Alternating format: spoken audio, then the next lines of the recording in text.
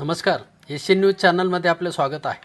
नाशिकच्या सातपूर परिसरातील नाईस संकुल या भागात मध्यरात्री झालेल्या थरारक घटनेने सातपूर परिसरासह नाशिकमध्ये खळबळ उडाली आहे. येथील एका कॉफी शॉपसमोर किरकोळ वाद चिघळला. एकाने दुसऱ्यावर बंदुकीतून गोळ्या झाडल्या. सुदैवाने पायाला गोळी लागल्याने मोठा अनर्थ टळला. मात्र जखमी युवकावर सध्या येथील एका खाजगी रुग्णालयात उपचार सुरू असल्याचे कळते.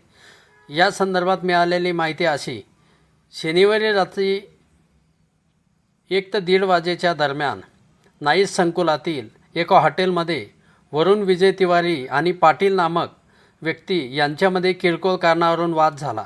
काही क्षणातच हा वाद चांगलाच वाढत गेला आणि ह्या परिसरामध्ये आरडाओरड सुरू झाली. अचानक झालेल्या या गोंधळामुळे येथील ग्राहकांमध्येही पळापळ सुरू झाली. घटनास्थळी पाईपसह पडदा, चष्मा, बूट, तुटलेली खुर्ची आणि सँडल असे अस्ताव्यस्त पडलेले साहित्य आढळून आले.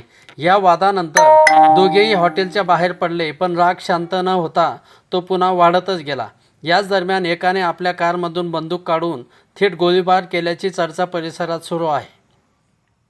नाईस संकुलातील कॉफी शॉपसमोर मोठ्या प्रमाणावर रक्त सांडल्याचे थारोळे दिसून येत होते. घटनेची माहिती मिळताच सातपूर पोलीस ठाण्याचे पथक, गुन्हे शाखा युनिट 2 आणि मोबाईल फॉरेन्सिक व्हॅन घटनास्थळी दाखल झाली. पोलिसांनी परिसरातील पंचनामा करत तपास सुरू केला आहे.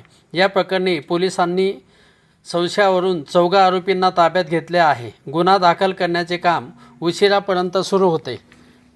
या संदर्भातील माहिती पोलीस उपायुक्त किशोर काळे यांनी दिली. मात्र गोळीबाराच्या ह्या घटनेमुळे सातपूर परिसरासह नाशिक शहरामध्ये खळबळ उडाली असून व्यापारी तसेच स्थानिक नागरिकांमध्ये भीतीचे वातावरण निर्माण झाले आहे. एशियन न्यूजसाठी प्रतिनिधी सातपूर. धन्यवाद.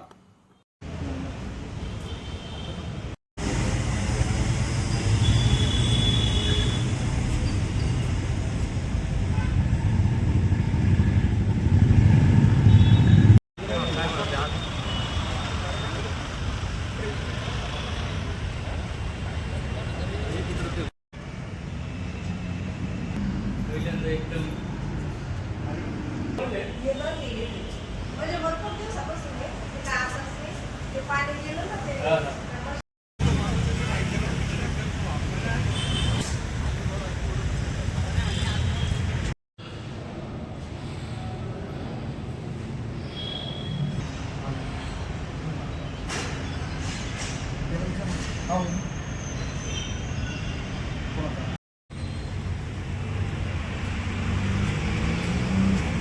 या इथे या.